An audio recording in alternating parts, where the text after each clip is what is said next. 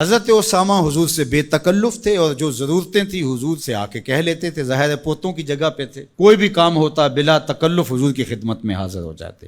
حضرت اسامہ بن زید کہتے ہیں ایک دن رات کا ایک حصہ بیت چکا تھا اور مجھے حضور سے کوئی کام، کوئی حاجت حضور سے جڑی تھی اور اس کی تکمیل چاہ رہا تھا، تو میں رات کے وقت ہی آ گیا۔ ظاہر ہے کہیں جانا ہو تو بندہ سوچتا ہے، لیکن جہاں اتنی بے تکلفی ہو وہاں کہتا ہے چلو میں چلا جاتا ہوں، تو وہ حضور کی خدمت میں حاضر ہو گئے۔ تو آقا کریم تشریف لے آئے۔ اللہ اکبر! حضور علیہ السلام نے ایسے ہی چادر لپیٹی تھی اور حضور کے اطراف میں ابھار تھے، لیکن مجھے نہیں پتا تھا کہ اندر کیا ہے، تو میں نے حضور سے حاجت کہی، حضور نے میری حاجت پوری کر دی۔ فلما فرغت من حاجتی، جب میں اپنی حاجت سے فارغ ہو گیا، جو میرا کام تھا وہ ہو گیا، تو پھر میں نے یہ سوال کر ہی لیا، قلت ما ھذا الذی انت مشتمل علیہ، میں نے کہا حضور یہ کیا ہے جس کے اوپر آپ نے چادر ڈال کر ڈھانپا ہوا ہے؟ فکشفہ، تو حضور نے کچھ بتانے کی بجائے چادر ہی کھول دی۔ جب چادر کھلی تو منظر صاف تھا۔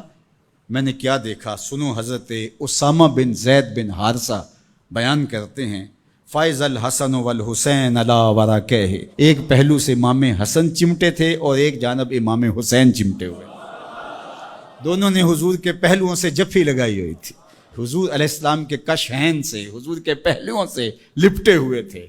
اللہ اکبر! ظالموں، تم نے تیر حضور کے پہلوؤں پہ مارا ہے، حضور کے پہلوؤں سے یہ شہزادے لپٹے ہوئے ہیں۔ اور پھر آقا کریم نے کیا کہا، فقال ھذان ابنایا، فرمایا یہ دونوں میرے بیٹے ہیں، و ابناؤ ابنتی، اور میری بیٹی کے بیٹے ہیں، اللہم انی احبہما، اے اللہ میں ان سے پیار کرتا ہوں، فاحبہما، تو ان سے پیار کر، فاحب من یحبہما، اور جو ان دونوں سے پیار کرے مالک اس سے بھی پیار کر۔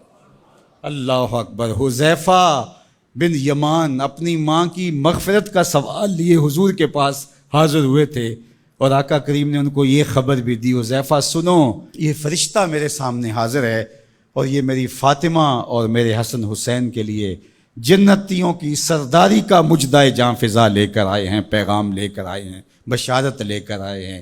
یہ خاندان عالی مرتبت خاندان، کبھی حضور ان کو چادر میں سمیٹ لیتے ہیں، کبھی مباہلے کی آیت کا مصداق یہ قرار پاتے ہیں اور فرماتے ہیں اللہم ہؤلاء اہل بیتی، یہ ہیں میرے اہل بیت، اور کبھی آقا کریم علیہ السلام کندھوں پہ سوار کرتے ہیں، کبھی حضور کی پشت پہ سواری ہوتی ہے، اور کبھی حضور بشارتیں دیتے ہیں کہ لوگوں کو بتا دو کہ یہ میرے فرزند، یہ عالی مرتبت شہزادے جنتی جوانوں کے سردار ہیں اور میری شہزادی جنتی خواتین کی سردار۔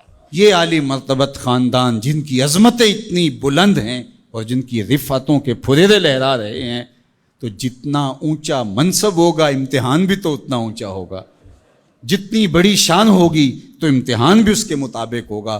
پھر 10 محرم کو جو امتحان ان شہزادوں نے دیا اور ثابت کیا کہ ہم سرداران جو جنت ہیں وہ ایسے ہی نہیں بن گئے، کیسے کڑے امتحان سے گزر کر کے ہم اس مرتبہ رفیع کے اپنے آپ کو حقدار بتا رہے ہیں۔ کوئی یہ نہ کہے کہ پیغمبر نے اپنے نواسے جان کے ایسے ہی بشارت دے دی تھی اور یہ عظمت ان کو حاصل ہو گئی تھی، ورنہ ان کے اندر کیا رکھا تھا۔ اب زمانہ دیکھے کہ جو حسین ابن علی نے کر کے دکھایا ہے، زمانے میں کوئی دکھائے تو صحیح۔ عظمتوں کی جس مسند پہ بیٹھے شہزادہ رسول دکھائی دیتے ہیں اور شہزادی رسول دکھائی دیتی ہیں اور امام حسن دکھائی دیتے ہیں، یہ الگ الگ عنوانات ہیں، جس عنوان پہ آئیں تو ایک کائنات بسی ہوئی ہے۔ اللہ جل شانہ ان شہزادوں کی برکت سے ہمیں دین کا حقیقی شعور عطا کر دے۔